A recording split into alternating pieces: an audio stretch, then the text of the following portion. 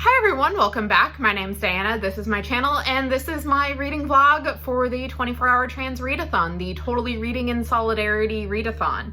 This is a new project. It's created by some of the former administrators of Dewey's 24-hour readathon, and it takes place from the evening of July 30th through the evening of July 31st.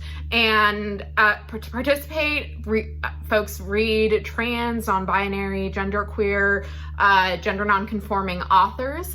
And yeah, I'm really excited about this. There are a number of trans and NB authors on my TBR, and I have a decent sized stack of books that I would like to, if not get all the way through, then at least start. And I'm actually going to be prioritizing 3 books for this readathon. These 3 are ones that I need to read for the Hugo and Lodestar voting. The first one is Finna by Nino Cipri. This is nominated for Best Novella, and it follows 2 minimum wage workers in a very large furniture store that has portals to other dimensions, and they have to track down a missing customer, and these 2 used to date and broke up fairly recently. I've heard really good things about this novella, and I had meant to read it earlier this summer and I hadn't yet, so I figured this is a fantastic time to check this off my Hugo reading. The other novella that I want to read for this readathon is Upright Woman Wanted by Sarah Gailey. This is another nominee for Best Novella, and it follows outlaw librarians in like a Wild West dystopia. And this one, I've heard kind of mixed things about this, but I'm interested in the premise of it, and I've heard good things about Gailey's writing, so I think this was going to be another interesting read. I think I'm going to try listening to this on audio because I do have a lot of chores and errands to get done over the weekend, so I figure that's going to be a good way to keep participating, but also cleaning my apartment.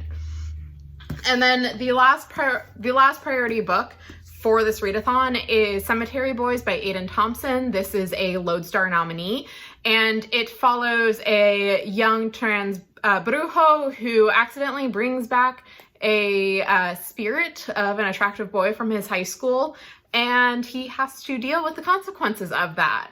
Again, this is another one I've heard amazing things about. I adore the cover, and this one I'm really hoping to get through during this readathon, and I probably will continue. If I don't, I will still keep reading it, because yeah, this one is definitely hot, like on one of my more anticipated reads for the Hugos, Lodestar, and Astounding. And then in the unlikely event I get through those 2 novellas and those novels, I have 2 other options for things to read. The first is Nine Fox Gambit by Yoon-Ha Lee. This is the first book in a science fiction trilogy, centering on a Captain Kelcheris who has the undead tactician put in her head to try and find some heretics. Yeah, I've read Yoon-Ha Lee's middle grade novel, but I haven't read his adult series yet, despite owning them. So this is one option. And then the other one is Deepest Darkest Red by Anne Marie McLemore. I adore their writing so much, and I have a number of their books that are on my TBR, but I decided to go with this one just because it sounded like really cool, and I like the idea of a retelling of a lesser known fairy tale, because this is the Red Shoes, I believe. And yeah, so this one is a dual timeline, one set in the 1500s and one set in modern times, and it has trans characters. And yeah, this one also very much looking forward to hopefully reading at some point this year. So that is my TBR. I will be doing updates throughout the 24 hours as I read or start books. And yeah, we'll see how this goes. I'm, like I said, hoping to at least read the 2 novellas and Cemetery Boys, and everything else is just bonus fun. So I'm about 2-ish hours into the TransReadathon, and it is disgustingly warm again.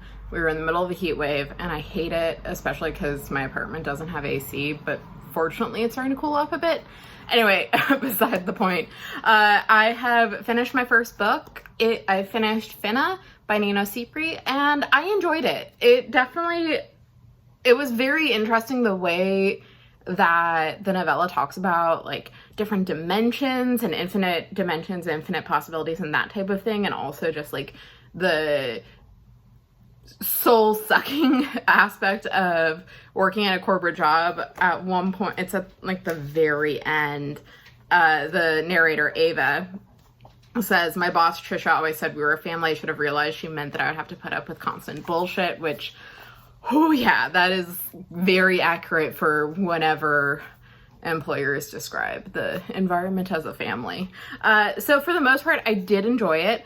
One thing I will say, and this is, I feel like, my constant thing with anything Tor.com publishes, is that it was darker than advertising led me to believe. Like, there's definitely, like, it ends, I would say hopefully, but the stuff leading up to it I found was a little darker. And I realized, yeah, so that's just kind of like my constant. Tor.com doesn't accurately market how dark their books and novellas are, which, like, I shouldn't be surprised at this point. Anyway, but yeah, I did enjoy this. I really like the characters of Ava and Jules. I liked the fact that this novella wasn't trying to get them back together, like because they broke up just prior to the story starting, and I like that the story and the plot wasn't trying to get them back together, but rather allowing themselves to kind of confront certain aspects of themselves, and also try and extend more grace to both themselves and the other person, and try and come to being friends. So I really liked that component of it. So I would say this is, 3.75 out of 4 stars. Really solid start. I definitely want to check out the companion novella Defect, which came out earlier this year, and it follows someone who you don't meet but is mentioned in this one. So I think that should be really interesting. Buddy, are you gonna come up? Are you gonna come say hi to the people? Luke's like, stop talking to the phone and pay attention to me. Anyway, I am probably going to take a little bit of a break because I got some stuff to do, but then I think I'm going to start on Cemetery Boys. Buddy, if only because tomorrow I'm going to be having a lot of errands I need to run and like chores I need to do, so I was going to listen to Upright Woman Wanted then. So yeah, I will probably check in a little bit later tonight once I've done the things I needed to do and started Cemetery Boys. All right, it is a little after 10:30. I don't know. I've lost all concept of time. It is still ridiculously hot. It's still in like the mid 70s and it's past 10 at night and it fucking sucks. So yeah, I am about ready to get ready to go to bed because I've been waking up at ungodly hours this entire week, most likely because of how hot it's been. Like, not heat dome levels, but still pretty miserable. Anyway, so I have started Cemetery Boys by Aiden Thomas. I'm like 50 pages in, so I'm not super far in, but I am enjoying it so far. I love the friendship between Yadriel and Maritza. I really enjoy the world building that we're getting about the Brujes, and the Bruhexes, and I like that it's drawing on indigenous cultures of the Americas and not just having it be tied to Catholicism. Like, there definitely is that Catholic influence, but it's not fully tied to that. So I do appreciate that as well, and the fact that it does seem to be taking more of a Central and South American approach to it. Like Yadriel's grandmother is from Cuba, for example. Maritza's dad is from Haiti, I believe. And I do really enjoy that as well. I am getting Scar vibes from Yadriel's uncle. So we'll see what's going on with that. Anyway, I am enjoying this so far.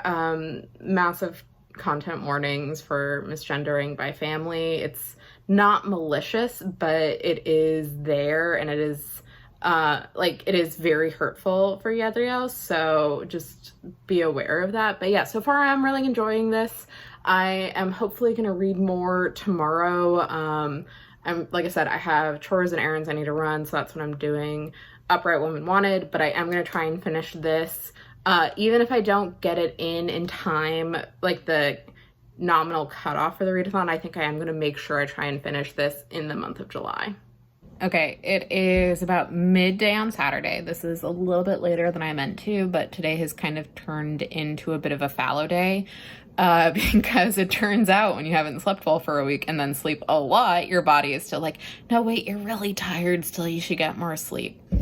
Anyway, so I am still making progress on the Cemetery Boys. I am about a third of the way through, and I am really enjoying it so far. We've met Julian, and he's great. Sorry, I'm gonna adjust so you can see the baby. Anyway, I am about to go run some errands, so I think I'm going to start the audiobook for Upright Woman Wanted while I'm doing that. But yeah, I'm hoping to finish this afternoon. It is very, very good, and I'm really enjoying the world building and the characters, and just like all the little details in this book just make me really happy. And I am very interested to see what the final solution for the two central mysteries, which is what happened with Julian, and then who killed Yadriel's cousin, Miguel. Oh, and also some dogs just showed up, which is excellent. So I am back home after doing my errands, and while I was doing them, I started listening to Upright Woman Wanted by Sarah Gailey. I am about halfway through it, and it is fine. So it's like this futuristic Western dystopia where a young queer woman whose ex-lover is hanged runs away to join the traveling librarians that distribute approved material. And I have questions about the world building in this. So nothing aside from just like some offhand references to cars and how the main character Esther knows about cars, is interested in cars based on what she's read, give you the sense that it's this future version of the United States, because everything else is just very much mid to late 1800s, everything. So there's horses, there's homesteads, there's bandits, there's factories in the Northeast, and yeah, and so I have questions about the decision of setting it in that place. And then I guess I also, I don't know, I have questions about the world building and the decisions behind it. And I think the other thing that's kind of rubbing me the wrong way with this book is just, it feels like there's kind of some vocational awe going on with the librarians. And I say this as a librarian, where these librarians, are badass and they smuggle, they do subversive things. And I don't know if that's commentary on this institution as a whole, or if it's just this particular set of librarians that Esther's found herself with. And I'm trying to figure out a way to articulate this, but it feels like there's definitely some vocational awe going on with librarians are badass and they fight the system. And I feel like that's ignoring kind of reality with the fact that librarians are just as subject to the same prejudices and biases as everyone around. And there's the fact that this adherence to neutrality can end up hurting marginalized folks, marginalized patrons, and it's complicated. I think I'm gonna need some time to sort out my feelings about how Gailey is portraying the librarians. I'm about halfway through. It is fine. I think at this point I enjoyed Finna a lot more. I think the world building in Finna was better, and I'm just comparing them because they're both on the Hugo ballot for best novella. And yeah, so far Upright Woman Wanted is just, it's fine. It does make me sad that this got on the ballot instead of Four Profound Weaves by R.B. Lundberg, but that's beside the point. Anyway, so yeah, I'm gonna go eat lunch. I'm probably gonna read more of Cemetery Boys just because I'm enjoying that a lot more than Upright Woman Wanted, and I will check in at some point later this afternoon. All right, so it is later on Saturday afternoon. It's actually like right at the end of the official TransReadathon, and I finished Cemetery Boys, and it was absolutely lovely. I definitely cried at the very end. I really enjoyed the relationship between Yadriel and Julian. I adore Maritza. I really enjoyed the world building in this. I thought that it was just very well done and really interesting. And like I said earlier in my earlier update about this, I loved how it was pan-Latin American, so it wasn't just one like specific country or region, it was multiple regions. So I really enjoyed that as well. I was right about getting Scar vibes. Hi, Bubsters. Luke says he also has feelings. But anyway, this was so good. This was such a delight. I think really my only complaint, and this is like kind of a complaint about a lot of YA lit in general, is that Yadriel's mom is dead, and like part of the world, buddy, you're gonna knock over my camera. Part of the world building in this is that as long as there's a Brujex who like can do an ofrenda, that the spirits of Brujexes can come back on Dia de Muertos.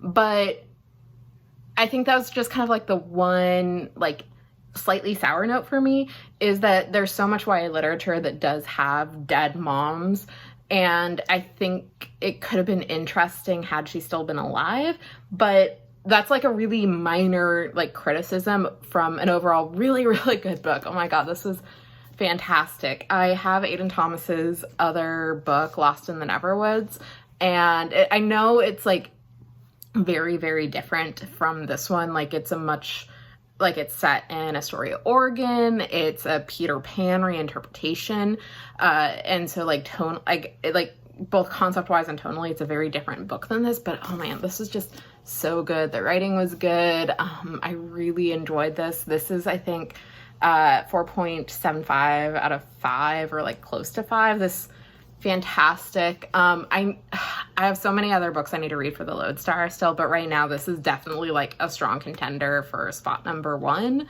on my ballot. So even though TransReadathon is officially over, I think I'm gonna still try and finish Upright Woman Wanted later tonight and do just one final update for this vlog. I'm still like,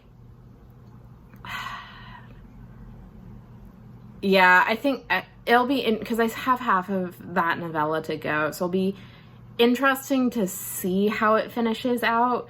But right now it's just like solidly okay for me. It's not outstanding for me in the way that Cemetery Boys was for this vlog, but some of the other novella categories, or some of the other entries in the novella category, specifically Ring Shot and Riot Baby. So yeah, so I'm going to listen to that later tonight, probably while playing Stardew Valley or doing laundry. So yeah, I will do one final update at some point tonight. He's ignoring me. Anyway, I just finished Upright Woman Wanted, and it was thoroughly okay. Like, my complaints about the world building are like, I still have the complaints about the world building. I don't really see why it couldn't have just been like an alternate history Western, instead of like this futuristic dystopia where all the technology is like back, like everything is, like back in the Old West or the mid to late 1800s, like I mentioned earlier. And like the only thing it feels like that was like the reason it was there was just to like provide some sense of like weirdness for the narrator and challenging her assumptions about the world, which I think could have been done differently. And I don't know, So there was that. And I also just don't understand the world building, like, that was done so that Utah is the place of resistance for this dystopic United States. There's nothing in there that really gives you a hint as to why the world is the way it is. It's just kind of, you're dumped there. And I don't know if it was done because Gailey wanted it to be like the narrator only has this basic understanding of the world, but then aside from like some scenes at the end where she has her understanding of the world challenged, the writing was fine. I did enjoy the narrator for the audiobook. I think I also wasn't super satisfied with the way that certain decisions were handled. In terms of one of the characters, she's not a librarian, her name's Amity, how that was handled, because, and I could be wrong, but the way that she was described makes me believe she was a woman of color, and it feels weird that Gailey made the character choices that she did, or that they did with the specific character, and it just, I don't know, I might need to think more on this book, but right now this is like a 3.25 out of 5. This is like, there were certain things that I enjoyed about this, but this overall leaves me with more questions about the decisions behind the novella than me actually wanting to know, like, to see further stories in this universe. And it also just makes me sad, again, that this is on the ballot instead of The Four Profound Weaves, and I'll remain sad about that, because I think The Four Profound Weaves was a much better novella, and the world building was much better, and the characters were much more interesting, and yeah. So this was kind of a disappointing end to the TransReadathon, but I did enjoy the other 2 books that I read. I would say if I'm going to be ranking the books for this blog, Cemetery Boys at the top. It was so good. Fantastic novel, especially for a debut. Like, this is Cemetery Boys is Aiden Thomas's first book, and it, except for like a couple of pacing issues at the end, but I don't think that's necessarily unique to him as an author, is more of like kind of how YA has been trending with pacing. I think it was a very, very good debut, and I just loved it. I did enjoy Finna a lot. It did succumb to my normal, this is much darker than Tor.com let on in the marketing, but overall that one was also pretty good. I did really enjoy Finna. And then at the bottom is Upright Woman Wanted. Like, it was fine. I just did not like it to the point where I would rank this super highly on my Hugo ballot. So that is my TransReadathon blog. Do you have thoughts on any of the 3 books that I read? Do any of these sound interesting? Is my cat not the cutest, most handsome little void you've ever seen? The correct answer is yes. Anyway, please let me know in the comments below. If you enjoyed what you saw, please like and subscribe, and I will talk with you next time. Bye.